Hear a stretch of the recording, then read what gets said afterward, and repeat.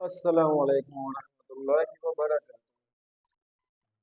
Hello, my friends. Today I am here just to talk about the difference between a normal CV and the standard CV. आज हम बातें करने वाले हैं एक ऐसा CV जो हमें सिलेक्शन दिला सकता है और एक ऐसा CV जो हमें रिजेक्शन दिला सकता है। ठीक है।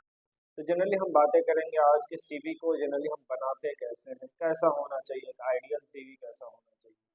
और खासकर वो सीवी जो सीवी सिलेक्शन वाला होता है या ऐसा कोई सीवी जो हम क्लाइंट इंटरव्यू देने के लिए जाते हैं। अभी तक जो मेरा तजुर्बा रहा इधर 3 सालों का, जिसमें मुझे बहुत सारे बायोडाटा मुझे मिले, सीवी मिले, रेज्यूमे मिले।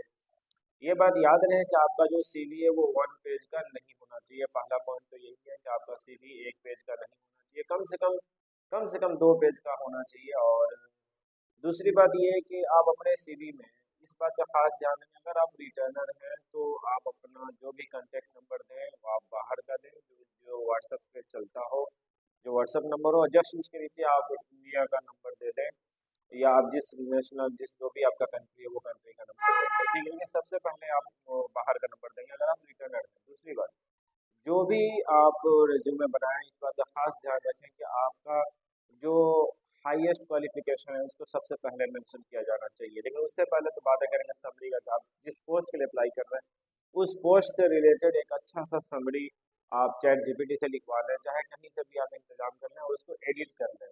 और जो भी समरी लिखें उसको अच्छे से समझ लें, क्योंकि ऐसा होता है कल बहुत बार कि क्लाइंट आपसे समरी से रिलेटेड आपसे क्वेश्चन करता है। फिर बात करते हैं अपना पर्सनल डिटेल्स का। तो पर्सनल डिटेल्स में अपने माता पिता का नाम देते हैं लोग। ठीक है, आप सिर्फ फादर्स नेम दे दें काफ़ी है। एड्रेस जो है वो तो है ही आपका ऑलरेडी, फर्स्ट आप हेडिंग में ही दे दिए रहते हैं। ईमेल आईडी देना कभी नहीं भूलेंगे। और आखिरी बात जो आपका बायोडाटा में होना चाहिए वो है आपका अचीवमेंट, आपका एक्सपीरियंस एंड अचीवमेंट्स। ठीक है, जो भी क्लाइंट होता है, जो भी सीवी को रीड करता है, वो इस बात का खास ध्यान देता है कि बच्चा जो है कहीं काम किया है कि नहीं किया है। अगर आप काम नहीं भी किए हैं तो कहीं से आप काम कर लें, मतलब कहीं किसी कंपनी में आप 2-3 महीने, 6 महीने, साल भर आप अपना वक्त दे दें ताकि कुछ एक्सपीरियंस हो जाए उस काम से रिलेटेड, फिर जाकर फिर आप उस पोस्ट के लिए अप्लाई करें बाहर जाने के लिए। ये बात आप खास ध्यान देंगे कि बायोडाटा जो आपका होना चाहिए वो बहुत ही इम्प्रेसिव होना चाहिए। अगर आपको बायोडाटा लिखने में या बनाने में किसी तरह का कोई दिक्कत है तो आप मेरे डिस्क्रिप्शन से आप मेरा कॉन्टैक्ट नंबर निकाल सकते हैं। आपको मैं बायोडाटा एक फॉर्मेट में दे दूंगा, आपको उस फॉर्मेट पर ही आप अपना बायोडाटा को एडिट कर लें। ठीक है। ये बात याद रहे कि जो भी पोस्ट के लिए आप अप्लाई करेंगे उस पोस्ट का रोल्स एंड रिस्पॉन्सिबिलिटी, या जो काम आप किए हुए हैं किसी कंपनी में तो उसमें आपने क्या क्या काम किया था, वो रोल्स एंड रिस्पॉन्सिबिलिटीज लिखना कभी नहीं भूलेंगे। हाँ, ये बात याद रहे कि आप 20-20 रोल्स एंड रिस्पॉन्सिबिलिटीज नहीं लिखेंगे, बल्कि 6-7 लिख दिए, that's enough, not more than 10। ठीक है, याद रहे 10 से ज़्यादा रोल्स एंड रिस्पॉन्सिबिलिटी कभी आप नहीं डालेंगे, इस बात का खास ध्यान। आखिरी बात ये है कि डिक्लेरेशन, सेल्फ डिक्लेरेशन होता है कि आपने ऊपर जितना भी इंफॉर्मेशन दिया है, आपने जो भी इंफॉर्मेशन प्रोवाइड किया है, क्या वो इंफॉर्मेशन सही है, क्या उसमें कहीं गलती है, खामी है, इसकी जिम्मेदारी आपकी होगी। सिग्नेचर आप बहुत ही सिंपल सिग्नेचर करेंगे, ज़्यादा क्या होगा, ज़्यादा डॉक्टरी सिग्नेचर नहीं करेंगे, बल्कि सिंपल अपना एक सिग्नेचर बना लें, सिग्नेचर आप करेंगे। अपने नेशनलिटी को देखकर, आप इंडिया में रहते हैं तो जनरली आप हिंदी में साइन करें, आप अगर किसी दूसरे कंट्री में हैं तो आप उस कंट्री का जो नेशनल लैंग्वेज है उसमें साइन करें। अगर वहाँ लिखा होगा नहीं आप इंग्लिश में ही साइन करें तो फिर आपको इंग्लिश में साइन करना आपकी मजबूरी होगी। ठीक है, चलिए ये रहा कुछ बातें जो एक स्टैंडर्ड सीवी में होनी चाहिए और एक आइडियल सीवी कैसी होनी चाहिए। क्योंकि देखिए सबसे पहले आपका जो सीवी होता है वो पहले वो शॉर्टलिस्ट होता है, शॉर्टलिस्ट होने के बाद फिर आपको इंटरव्यू के लिए बुलाया जाता है।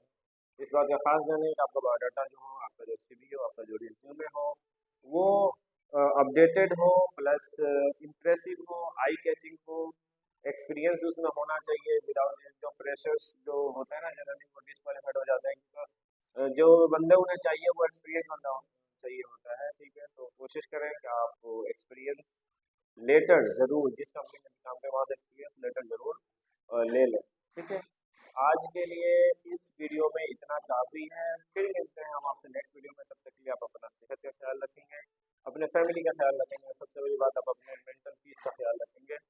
अपनी नींद पूरी करें, इबादत करें, रियासत करें, अल्लाह को याद करें, ईश्वर को याद करें, आपका जो भी धर्म है उस धर्म पर आप काम करें, चैंटिंग करें, मेडिटेशन करें, एक्सरसाइज हो सके तो वो करें। लेकिन अपने सेहत पर खास ध्यान दें। ठीक है, चलिए मिलते हैं नेक्स्ट वीडियो में, तब तक के लिए आप अपने दोस्त सरफराज को अलविदा कहिए और मैं अलविदा कहता हूँ आपको। ठीक है, थैंक यू वेरी मच, फिर मिलते हैं नेक्स्ट वीडियो।